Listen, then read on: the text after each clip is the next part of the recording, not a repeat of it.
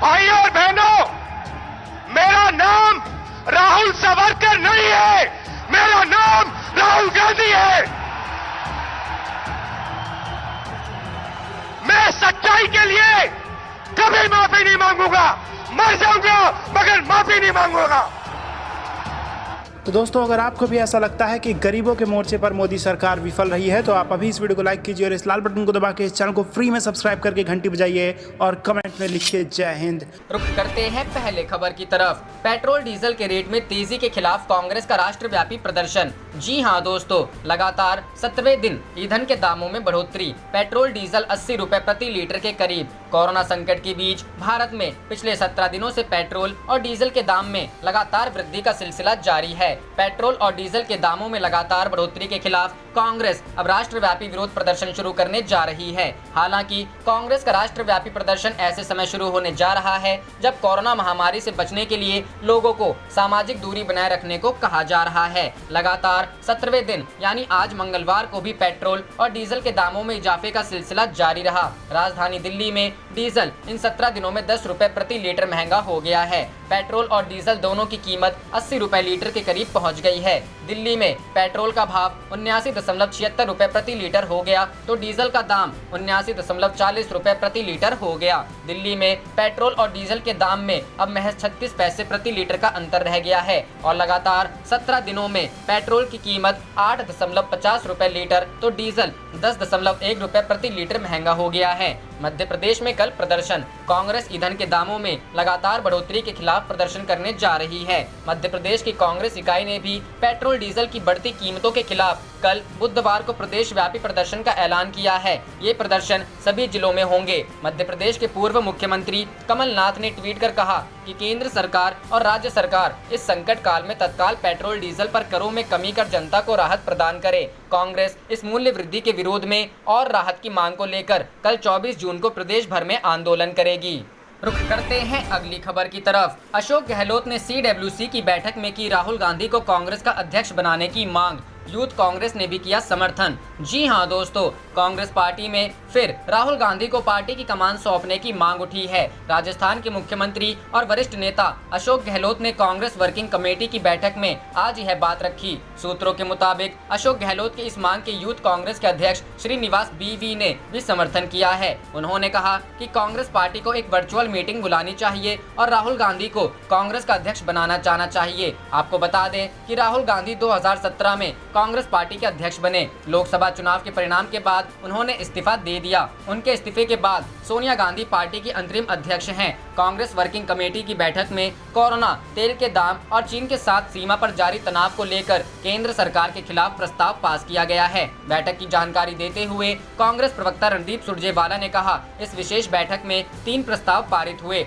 CWC ने 17 दिन से शर्मनाक तरीके से पेट्रोल डीजल के दाम लगातार भारत सरकार द्वारा बढ़ाए जाने पर गहन चिंता प्रकट की और याद दिलाया कि 6 साल में 12 बार से अधिक एक्साइज ड्यूटी बढ़ाकर मोदी सरकार 18 लाख करोड़ कमा चुकी है। सुरजेवाला ने कहा, CWC ने कहा कि ये रुपए 18 लाख करोड़ संकट की इस घड़ी में देश की जनता के लिए इस्तेमाल क्यों नहीं किया जा रहा। CWC ने पूछा कि 17 दिन से लगातार तेल के दाम बढ़ाने, 5 मई को पेट्रोल डीजल पर क्रमश 10 और 13 रुपए प्रति लीटर एक्साइज ड्यूटी बढ़ाने और 5 मार्च को 3 रुपए प्रति लीटर कीमत बढ़ाने के पीछे इस महामारी में सरकार की दुर्भावना क्या है। CWC ने मनरेगा के कार्य दिवस बढ़ाकर 200 दिन किए जाने की वकालत की। साथ ही मुफ्त भोजन के प्रावधान को 30 सितंबर 2020 तक अवश्य बढ़ाया जाए। 20 लाख करोड़ के जुमला पैकेज की चर्चा करते हुए CWC ने भारत सरकार से आग्रह किया कि 1% से कम का ये पैकेज न उद्योग धंधों की मदद करेगा और न ही खपत की शुरुआत कर पाएगा। इसलिए सरकार को लोगों को नकद पैसा देने पर विचार करना चाहिए।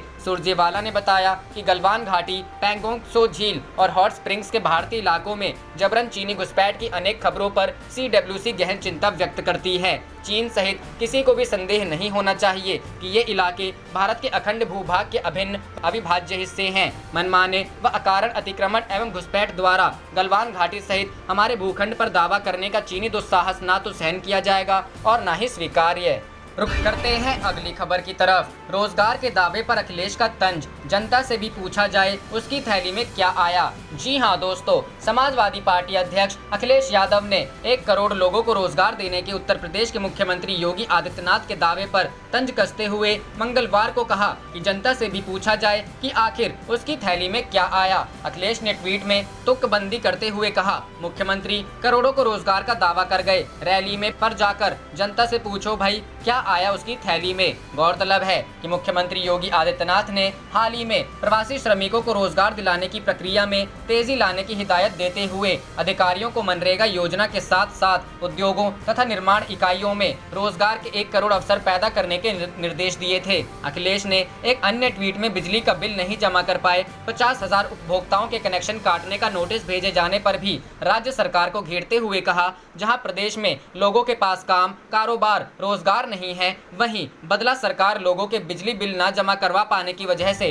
कनेक्शन काटने का नोटिस भेज रही है। उन्होंने कहा, यह अमानवीय है। जो लोग कुछ काम कर पा रहे हैं उनका पैसा भी डीजल पेट्रोल की लगातार बढ़ती कीमतों की वजह से खर्च हो जा रहा है। रुख करते हैं अगली खबर की तरफ। महंगाई भत्ते पर रोक के मामले में इलाहाबाद हाईकोर्ट ने केंद्र और यूपी सरकार से मांगा जवाब। 16 जुलाई को होगी सुनवाई। जी हां दोस्तों, कोरोना महामारी के चलते यूपी में सरकारी कर्मचारियों और पेंशनरों को मिलने वाली महंगाई भत्ते का मामला अब कानूनी दांवपेच में उलझता नजर आ रहा है। इलाहाबाद हाईकोर्ट ने इस मामले में यूपी सरकार के साथ ही केंद्र को भी नोटिस जारी कर जवाब तलब कर लिया है। अदालत ने जवाब दाखिल करने के लिए 3 हफ्ते की मोहलत दी है। अदालत इस मामले में 16 जुलाई को फिर सुनवाई करेगी। हालांकि हाईकोर्ट ने यूपी सरकार के 24 अप्रैल के उस शासनादेश पर फौरी तौर पर रोक नहीं लगाई है, जिससे महंगाई भत्ते और महंगाई राहत को रोका गया था। गौरतलब है कि यूपी में सरकारी कर्मचारियों को दिए जाने वाले महंगाई भत्ते और पेंशनरों को मिलने वाली महंगाई राहत के भुगतान पर रोक लगा दी गई थी। इसके तहत यूपी के चीफ सेक्रेटरी ने 24 अप्रैल को एक आदेश जारी किया था। इस आदेश के तहत जनवरी 2020 से जून 2021 तक के महंगाई भत्ते और महंगाई राहत की किस्तें जारी करने पर रोक लगा दी गई थी।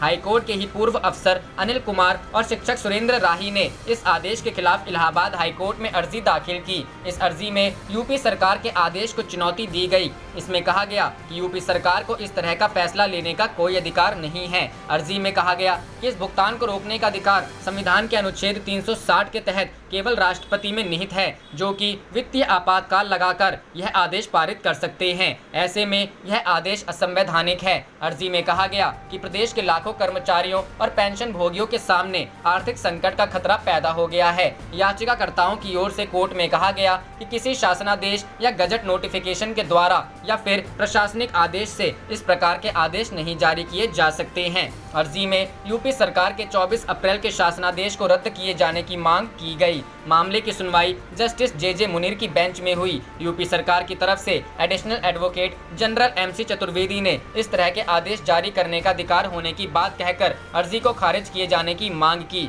अदालत ने इस मामले में यूपी सरकार के साथ ही केंद्र सरकार से भी जवाब तलब कर लिया है और उन्हें 3 हफ्ते में जवाब देने को कहा है। याचिकाकर्ताओं की तरफ से एडवोकेट रमेश यादव ने उनका पक्ष रखा। रुख करते हैं अगली खबर की तरफ। लॉकडाउन के दौरान सीएम नीतीश घर में बैठकर राजद को तोड़ने की रणनीति बना रहे तेजस्वी। जी हां दोस्तों, नेता प्रतिपक्ष तेजस्वी यादव ने आरोप लगाया है कि मुख्यमंत्री नीतीश कुमार लॉकडाउन के दौरान घर में बैठकर राजद को तोड़ने की रणनीति ही बना रहे थे। रघुवंश बाबू अभी बीमार हैं, मेरे अभिभावक हैं, ठीक होंगे तो उनसे नाराजगी का कारण जानने का प्रयास करूंगा। उन्होंने पार्टी को सींचा है। तेजस्वी राजभवन से निकलने के बाद पत्रकारों के सवाल का जवाब दे रहे थे। उन्होंने राजद छोड़कर जेडीयू में जाने वाले विधान पार्षदों का शुभकामना दी। साथ ही जेडीयू से सवाल किया कि राजद के विधान पार्षदों को तोड़ने से बिहार के लोगों को क्या लाभ होगा। जेडीयू के पास कोई नीति और सिद्धांत नहीं है। रघुवंश प्रसाद सिंह के इस्तीफे के बारे में पूछने पर उन्होंने कहा कि जैसे ही वह ठीक होंगे मैं उनसे मिलकर उनकी नाराजगी जानने की कोशिश करूंगा। रुख करते हैं अगली खबर की तरफ। गहलोत शुरू करेंगे इंदिरा रसोई स्कीम, वसुंधरा की योजना बंद करने की तैयारी। जी हां दोस्तों, सीएम गहलोत करेंगे इंदिरा रसोई योजना लॉन्च। इस योजना की लागत होगी 100 करोड़ रुपए। राजस्थान के मुख्यमंत्री अशोक गहलोत ने सोमवार को तमिलनाडु की अम्मा रसोई योजना की तर्ज पर राजस्थान में भी इंदिरा रसोई योजना लॉन्च करने का ऐलान किया। कोरोना के खिलाफ लड़ाई में जन जागरण अभियान की शुरुआत करते हुए मुख्यमंत्री अशोक गहलोत ने कहा कि राजस्थान में अब कोई भूखा नहीं सोएगा। इसके लिए हम 100 करोड़ रुपए की लागत से इंदिरा रसोई योजना लेकर आ रहे हैं। इस योजना में स्थानीय स्वयं सहायता समूह की भागीदारी से हर गरीब को खाना खिलाया जाएगा। गौरतलब है कि मुख्यमंत्री अशोक गहलोत जब से आए हैं, गांधी परिवार के नाम पर योजनाओं को लॉन्च करते जा रहे हैं। राजस्थान में वसुंधरा राजे की अन्नपूर्णा रसोई योजना पहले से चल रही है, जिसमें 5 रुपए में भरपेट नाश्ता और 8 रुपए में भरपेट भोजन करवाया जाता है। यह बीजेपी सरकार की सर्वाधिक लोकप्रिय योजना है, जिसकी वजह से राजस्थान की कांग्रेस सरकार की आंख में अन्नपूर्णा रसोई योजना हमेशा चुभती रहती है। योजना की लोकप्रियता को देखते हुए मुख्यमंत्री अशोक गहलोत ने इसे बंद करने का ऐलान तो नहीं किया है, मगर कहा जा रहा है कि इस योजना के लिए लगातार बजट में कटौती की जा रही है और अब इसके नाम पर इंदिरा गांधी के नाम पर इंदिरा रसोई योजना शुरू करने का ऐलान किया है। माना जा रहा है कि अन्नपूर्णा रसोई योजना में कटौती करने की वजह से ही कोरोना के समय में गरीब लोगों को खाने के लिए भटकना पड़ा था, जिसकी वजह से सरकार की किरकिरी हुई थी। इसे देखते हुए अब सरकार इसी तरह की अपनी योजना लेकर आ रही है। वसुंधरा राजे की अन्नपूर्णा रसोई योजना में रेडी टू ईट फूड घूमने वाले गाड़ियों के जरिए दिया जाता था, मगर इंदिरा आवास योजना में एनजीओ को पैसा दिया जाएगा और वह गरीबों को खाना खिलाएंगे।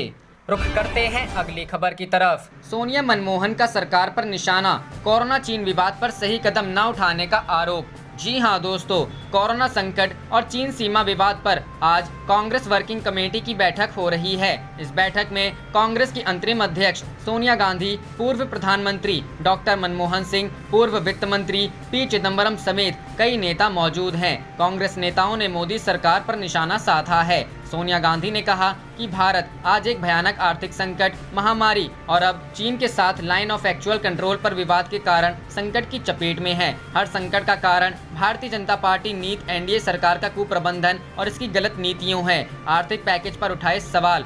आर्थिक संकट को दूर करने की सलाह देते हुए सोनिया गांधी ने कहा कि इस समय सबसे बड़ी जरूरत गरीबों, एमएसएमई सेक्टर को बड़े पैमाने पर राजकोषीय प्रोत्साहन देने की है। इसके बजाय मोदी सरकार ने एक खोखले वित्तीय पैकेज की घोषणा की जो जीडीपी के 1% से भी कम था। सोनिया गांधी ने कहा कि जब कच्चे तेल की कीमतों में गिरावट हो रही है, तब सरकार लगातार 17 दिनों से पेट्रोल और डीजल के दाम में बेतहाशा बढ़ोतरी कर रही है। चीन सीमा विवाद पर विवाद जारी है, लेकिन भविष्य में क्या होगा हमें नहीं पता है। कोरोना संकट पर सोनिया गांधी ने कहा कि प्रधानमंत्री के आश्वासन के बावजूद कोरोना महामारी का कहर जारी है। केंद्र ने राज्य सरकारों को मदद का आश्वासन दिया, लेकिन एक भी रुपया नहीं दिया। महामारी के कुप्रबंधन को मोदी सरकार की सबसे विनाशकारी विफलताओं में से एक के रूप में दर्ज किया जाएगा। सोनिया गांधी ने कहा कि चीन के साथ वास्तविक नियंत्रण रेखा पर अब हमारे सामने बड़े संकट की स्थिति है। इस तथ्य से इनकार नहीं किया जा सकता है कि अप्रैल-मई 2020 से लेकर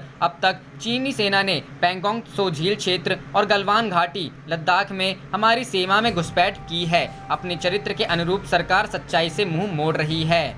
रुख करते हैं अगली खबर की तरफ। पेट्रोल डीजल की कीमतों में लगातार 17वें दिन इजाफा। भोपाल में पेट्रोल 87 रुपए पर लीटर के पार। जी हां दोस्तों, भारत में लगातार ईंधन के दाम बढ़ते जा रहे हैं और अब ये चिंता का विषय बन गया है। 5 नहीं 10 नहीं 17वें दिन लगातार पेट्रोल और डीजल की कीमतों में इजाफा किया गया है, जिसमें प्रति लीटर पेट्रोल की कीमत 20 पैसा और डीजल के प्रति लीटर कीमत लगभग 55 पैसा बढ़ाई गई है। दिल्ली में आज पेट्रोल 89.76 रुपए प्रति लीटर की दर से बिक रहा है, वहीं डीजल की कीमत 89.40 रुपए प्रति लीटर की दर की गई है। ऑयल कंपनियों ने देश भर पर छाए कोरोना वायरस संकट के बाद लगभग 82 दिनों तक ईंधन की कीमतों में कोई इजाफा नहीं किया था, लेकिन अब पिछले 17 दिनों से ये कंपनियां लगातार ईंधन के दाम में बढ़ोतरी किए जा रही हैं। बता दें कि बीते 17 दिन में पेट्रोल की कीमत में 8.50 रुपए लीटर बढ़ोतरी की गई है, वहीं डीजल की कीमत में 9.77 रुपए प्रति लीटर इजाफा किया गया है। मुंबई में पेट्रोल की कीमत 18 पैसा बढ़ी है, वहीं डीजल की कीमतों में 52 पैसे का इजाफा हुआ है। इस बढ़ोतरी के बाद आज पेट्रोल की कीमत 86.54 रुपए लीटर और डीजल की प्रति लीटर कीमत 77.76 रुपए कर दी गई है। कोलकाता में भी पेट्रोल की कीमत 18 पैसा बढ़ाकर 81.45 रुपए प्रति लीटर कर दी गई है और डीजल की कीमतों में 49 पैसा बढ़ोतरी हुई है, जिसके बाद इसकी कीमत 74.63 रुपए प्रति लीटर हो गई है। चेन्नई की बात करें तो पेट्रोल की कीमत 17 पैसा बढ़ी है और डीजल की कीमत 47 पैसा बढ़ी है, जिसके बाद इन दोनों की कीमत क्रमश 83.4 रुपये और 76.77 रुपये प्रति लीटर हो गई है। रुख करते हैं अगली खबर की तरफ। क्या चीन का जमीन पर कब्जा? राजीव गांधी की खींची तस्वीर को जारी कर राहुल गांधी ने पूछा सवाल। जी हां दोस्तों, कांग्रेस के पूर्व अध्यक्ष राहुल गांधी ने लद्दाख में जारी गतिरोध को लेकर एक बार फिर मोदी सरकार को निशाने पर लिया है। इस बार उन्होंने एक तस्वीर के जरिए सरकार से सवाल किया कि क्या भारतीय जमीन पर चीन ने कब्जा किया है। राहुल गांधी ने पूर्व प्रधानमंत्री एवं अपने पिता राजीव गांधी द्वारा लद्दाख के पैंगोंग त्सो झील की ली गई एक तस्वीर ट्विटर पर साझा करते हुए कहा कि चीनी आक्रमण के खिलाफ हम एकजुट खड़े हैं। उन्होंने सवाल किया कि क्या भारतीय जमीन पर चीन ने कब्जा किया है। गलवान घाटी में चीन और भारत के सैनिकों के बीच पिछले दिनों हुई हिंसक झड़प के बाद से गांधी और कांग्रेस पार्टी सरकार से लगातार यह सवाल कर रही है कि चीन ने कितने क्षेत्र पर कब्जा किया है। पार्टी झड़प से पहले से भी यह सवाल पूछती रही है। आप देख रहे थे आपका अपना चैनल जय हिंद जय भारत।